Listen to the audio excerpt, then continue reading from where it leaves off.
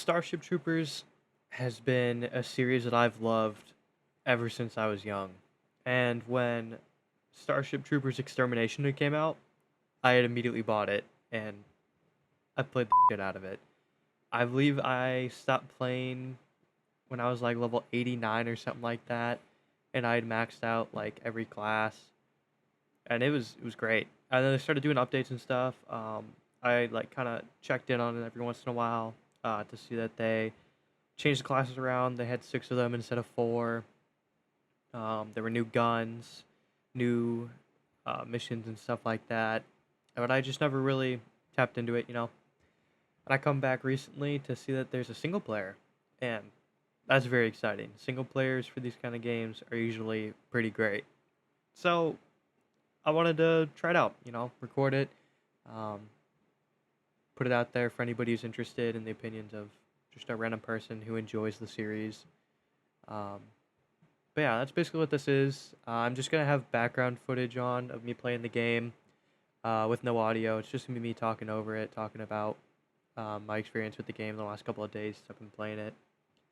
Um, I honestly had a really great time with it. I do like a ending recap in the recording of the actual gameplay after I finish the final mission. Um, and just kind of take a second to talk about how the games were.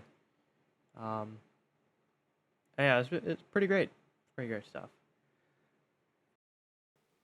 So the classes that I used during the campaign were Guardian and Demolisher. And I used the Guardian up until I maxed it out at 16 and then swapped over to Demolisher. Um, I main, er, I mainly used the Saw because that is the OG, and the Pulse because I wanted to try that out and see what it was. Honestly, very fun. I didn't feel like the guns were lackluster at all. I had seen some reviews on the game before I started playing it again, saying that some of the guns just feel completely useless, and I haven't felt that way. I played some missions on the hard mode, and honestly, it felt fine. Just felt like they always have. It's a hard mode, so everything's gonna be harder to kill. They're gonna be tankier. They're gonna do more damage. It just seemed normal to me. Um, the guns haven't changed at all for the pistols. That feels fine. I don't really care. I love both of these guns. They're very nice. Utility seemed like the same. I didn't have any bugs with them or anything. Cluster grenade, very nice. Um, I like your perks and galactic perks. These are new. These are very cool though. I very much like these. Bug pheromones and your synthetic under armor. I mean, these were awesome. Not having to take a bunch of damage when the bugs are all on top of me, beating me, while the rest of my group was shooting into them. It's very nice. Um, Siege mode is like the most useful thing for Guardian to the point that it starts breaking some enemies. And it does it outside of campaign mode too. I was playing a defense, like a defend the HQ mission, and I was playing as Guardian. And this is the same issue that I had when you are first introduced to the um, Royal Guard bug. First time I've ever seen one. Uh, it was very cool. It's very big, scary. It's great. I loved it. My issue with it was that when I went to siege mode in front of it, it walked up to me, slightly clipped up onto my siege walls that the siege mode creates, and then couldn't attack me. It's like it couldn't register my hitbox at all. And this happened again in a multiplayer match. It was a hard mode, um, defend the HQ mission, and I walked up to this Royal Guard. I sieged in front of it and just started spraying into its weak spot because it just didn't attack me. And that was really weird. It was honestly hilarious, but it was a little weird. That was a little for me coming back and being like, this big bug that they introduced as like a scary monster during the campaign isn't that scary because it's not even hitting me.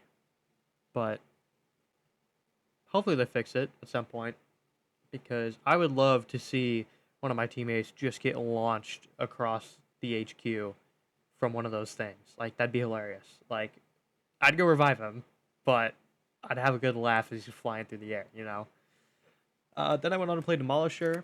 Um, I mean, the guns feel really great in this class, too. I really like the grenade launcher. That thing was very fun.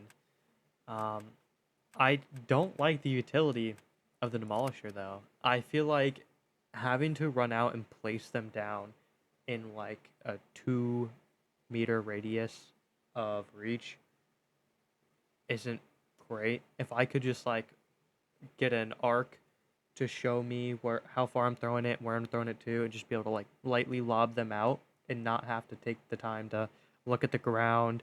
Sometimes you have to crouch and then place it down and then get back up and run away and then set it off. It'd be easier if you could just lob it out there. I like with the nuke, you have to put in the code and then set it down and then boom, you gotta run away. It would be easier if you could just put in the code and lob it, because sometimes you'll get tossed up into the air by the bugs and it'll completely cancel out any animation for placing it. It'll like mess up interacting with stuff if the bugs are moving you around. Even if people walk in front of you while you're interacting with something or trying to place like a utility down or something like that, it'll cancel out the animation. You have to completely restart, which doesn't make too much sense to me, but you know, it is what it is. You just keep playing the game, it's whatever. The perks, very nice perks. I like this. Just bomb the bugs if I die. There's always the hope that it's the nuke that goes off when you die. But yeah, those are the ones that I played. I didn't really play anything else. The rest of the campaign basically consists of you and your squad mates exterminating groups of bugs. It introduces you to some frost bugs, which I don't remember there being before. It introduces you into the lava bug, where it tells you that you're going to have to flank it by going behind it, which flanking means, and shooting its weak spot because the rest of it's heavily armored. Um, then you have to, escort somebody. You got to save a squad of soldiers that were stuck. You get to take canisters and take them to where they need to go, or towards the end, you start nuking hives. And the nukes, when you're doing the hives and stuff, aren't really nukes. They're more like bombs.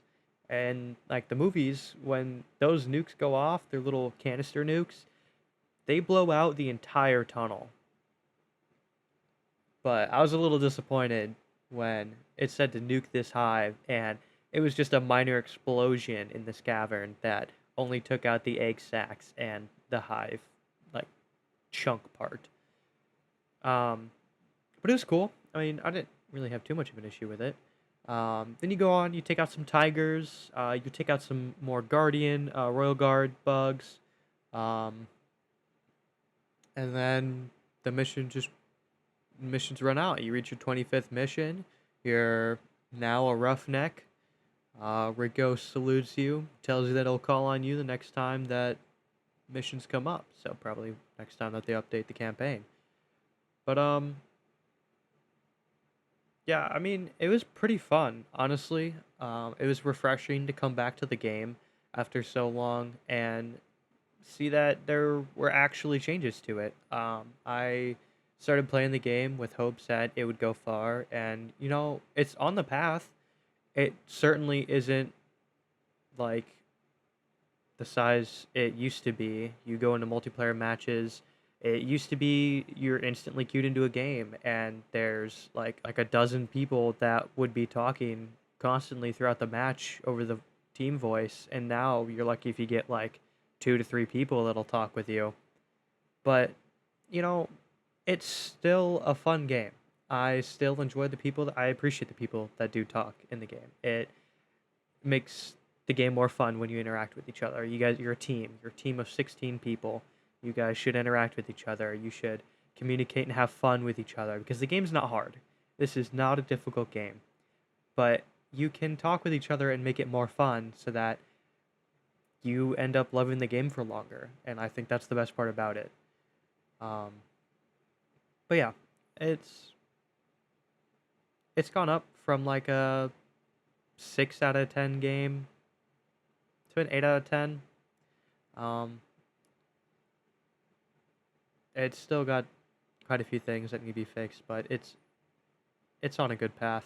If they just keep going, I'd be very happy. Even if they just keep maintenance on it, I'd be happy. Um, it would be nice if more people played it, but you know, it's kind of hard to bring a game like this into mainstream and just have people flood into it, you know. But if you watch the video and you have any thoughts that you'd like to share in the comments, I would absolutely love to read them.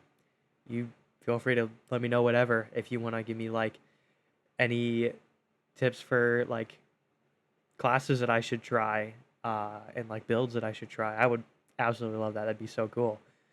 Um, if you just want to share how you feel about the game too in the comments, I'd love that too. But I hope you all have a great day and see you around.